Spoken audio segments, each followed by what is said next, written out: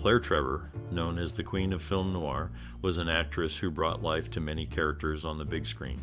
She won an Academy Award for her role in Key Largo and was known for her strong presence in films like Stagecoach and Murder, My Sweet. Her career spanned over 5 decades, and she left a lasting impression with her talent. Now, I'm curious to know, do you have any interesting stories or lesser-known facts about Claire Trevor that you find fascinating? Or perhaps there's a particular movie or performance of hers that you hold dear. Share your most treasured memory or personal experience related to Claire Trevor. We'd love to hear your stories and memories in the comments below. Stay tuned because we have many surprising, amusing, and touching facts about Claire Trevor coming up. Keep watching to discover more about this memorable star of classic cinema. Claire Trevor was born on March 8, 1910 in Brooklyn, New York. She grew up in a family with a love for the arts, which influenced her early interest in acting. During her childhood, she spent significant time around New York City's vibrant theater scene, which sparked her passion for performance. Trevor attended high school in Manhattan and later studied at the American Academy of Dramatic Arts. Her career began with stage roles and eventually transitioned to film, where she became known for her strong presence and skill in portraying complex characters. Her early experiences in New York's creative environment played a crucial role in shaping her path to becoming a respected actress in Hollywood. In the landscape of Hollywood's golden era, one actress stood out for her work with notable leading men and directors despite not having a consistent voice in Italian dubbed versions of her films. She shared the screen with Humphrey Bogart and Edward G. Robinson in Key Largo, a decade after their first collaboration, reflecting the shifts in their careers. Notably, she led in billing over John Wayne in 3 films that helped establish him as a star, showcasing her significant role in the industry during that time. In the tense atmosphere of Key Largo, she portrayed a woman with a troubled past, reflecting the real-life story of Gay Orlova, who was once thought to have met a tragic fate, but was later found alive. In Dead End, her transformation into Francie was achieved through minimal makeup and disheveled appearance as directed by William Wyler to embody the struggles of her character. Taking on the role of Claire Hodgson Ruth in the Babe Ruth story, she stepped into the shoes of a significant figure in the baseball legend's life, sharing not just a name, but also a part of his storied history. Claire Trevor, known for her roles in films like Stagecoach and Key Largo, faced her share of struggles in life. Despite her success on screen, she dealt with difficult personal relationships, including 3 marriages, the first 2 of which ended in divorce. Her career also had its challenges, navigating the competitive Hollywood landscape and the transition from the golden age of film to television. Trevor's life off-screen included philanthropy, particularly in supporting the arts, but she also experienced the loss of close family members, which deeply affected her. Her resilience in the face of these adversities is part of her legacy, showing strength and perseverance throughout her life. At 33, she welcomed her only son, Charles, into the world. The boy's biological father was her former spouse, Cyclos, but he found a new father figure in Milton, her next husband, who adopted him. She also became a stepmother to Peter and Donald, the latter of whom made a name for himself in real estate. Her portrayal of Gay Dawn in Key Largo was not just acting, it echoed a real incident. During World War II, Mayo Methot, then married to Humphrey Bogart, performed a song for troops in Italy. Despite being warned against it due to her inebriated state, she went ahead, forgetting lyrics and singing off key, leaving a lasting impression.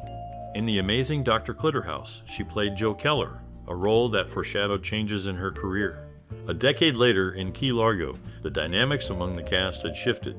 Edward G. Robinson, once a lead, played the antagonist. Bogart transitioned from supporting roles to the lead, and she, previously the star, took on a secondary role. A face familiar to many, she graced the cover of the Electro Swing Revolution Vol. 3 CD, bringing a touch of classic Hollywood to modern music. Her role as Jo Keller in The Amazing Dr. Clitterhouse not only captivated film audiences, but also radio listeners, as she reprised this character alongside Edward G. Robinson for a special broadcast adaptation. Her talent was recognized with the highest honor in acting, an Academy Award, making her part of a select group of New York-born actresses who have received this accolade. This group includes notable names such as Alice Brady, Teresa Wright, and Anne Hathaway, among others, highlighting the state's contribution to the film industry's legacy of excellence. In her brief appearance in Dead End, she left a lasting impression as Francie, earning an Oscar nomination for a scene lasting less than 5 minutes. Her role as Gay Dawn in Key Largo showcased raw emotion, brought out by director John Huston's last-minute demand for an unrehearsed song performance, capturing the essence of her character's vulnerability. In Stagecoach, she played Dallas, a role that highlighted her as the leading lady alongside John Wayne, setting the stage for his rise to fame, much like Humphrey Bogart's later success with Ida Lupino in High Sierra.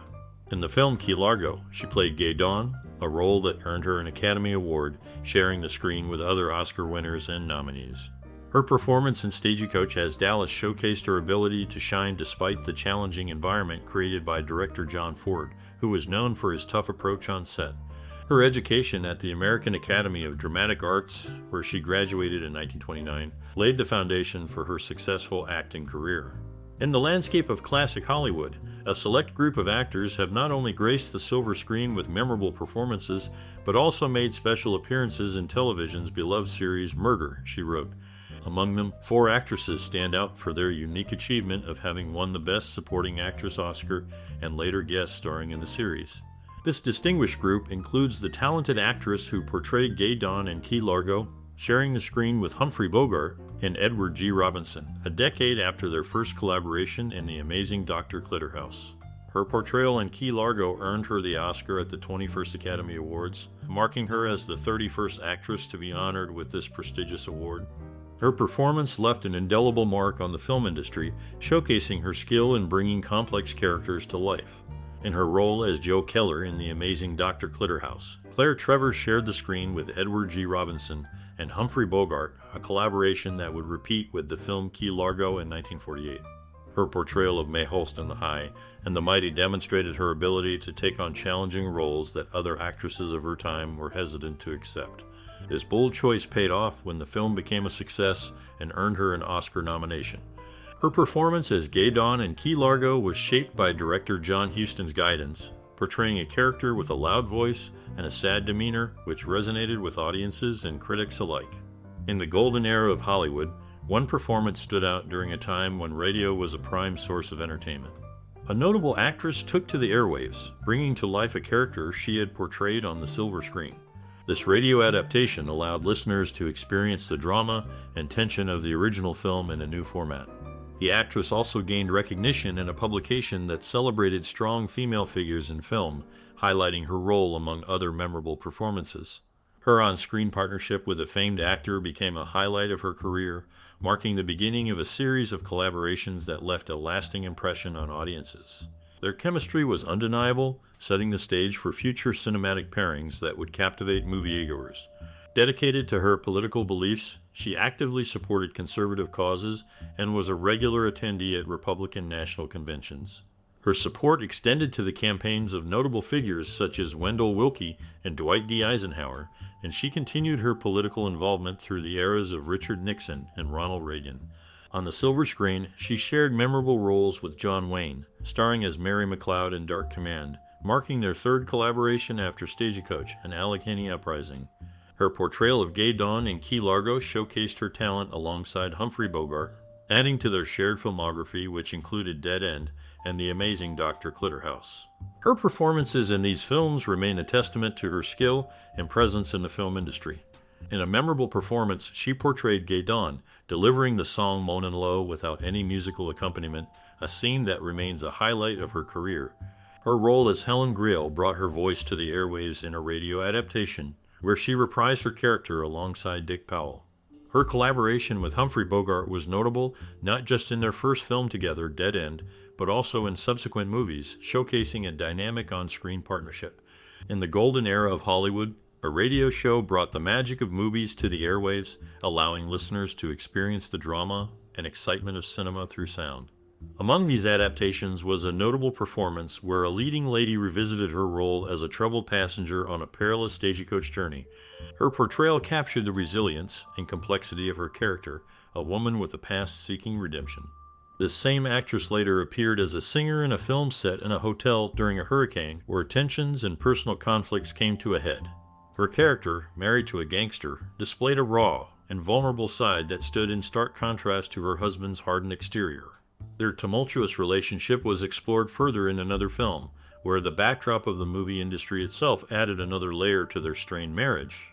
Her collaborations with a famed actor span multiple genres and decades, highlighting her range and adaptability. Together, they delved into the world of crime and morality, portraying characters that navigated the thin line between right and wrong. Their on-screen partnership was a testament to their skills, bringing depth and nuance to each role they embodied. In her career, she showed a strong preference for certain acting choices. For instance, she was not fond of chewing gum. To work around this in scenes requiring her character to chew gum, she would use caramels instead. Her performance as Dallas in Stagecoach showcased her dramatic talent, yet she is also celebrated for her comedic skills, notably in her portrayal of Edna in How to Murder Your Wife.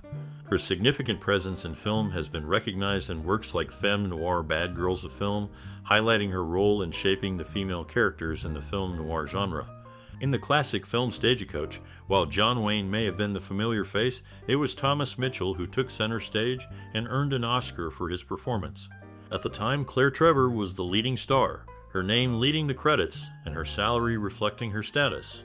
Transitioning to Murder, My Sweet, it was the talent of costume designer Edward Stevenson that dressed Claire Trevor in elegance, showcasing her as the Queen of Noir. His skill in costume design was later recognized with an Oscar for The Facts of Life, shared with Edith Head. In the film Key Largo, she delivered a performance that earned her the Academy Award for Best Supporting Actress, marking the movie's sole nomination. Years later, she graced the Oscar stage for the last time during the 70th Annual Academy Awards, part of a special segment honoring cinematic figures. Dressed in an elegant black gown, she was celebrated as a living legend. Her role as Dallas in Stagecoach showcased her talent alongside John Wayne, whose physical presence did not go unnoticed by her co-stars, leading to candid off-screen remarks about his appearance. In the classic film Stagecoach, the character Dallas was portrayed by an actress who, along with her co-stars, received high recognition for their work, including Academy Awards. The film was notable for its talented ensemble. During the production of Johnny Guitar in 1954, there was a notable preference for her to act opposite a leading lady of the era, but the role went to a younger actress. Additionally, she is remembered for her role as Jo Keller in The Amazing Dr. Clitterhouse and her notable collaborations with a famous actor in Dead End and Key Largo, marking a significant period in film history with memorable performances.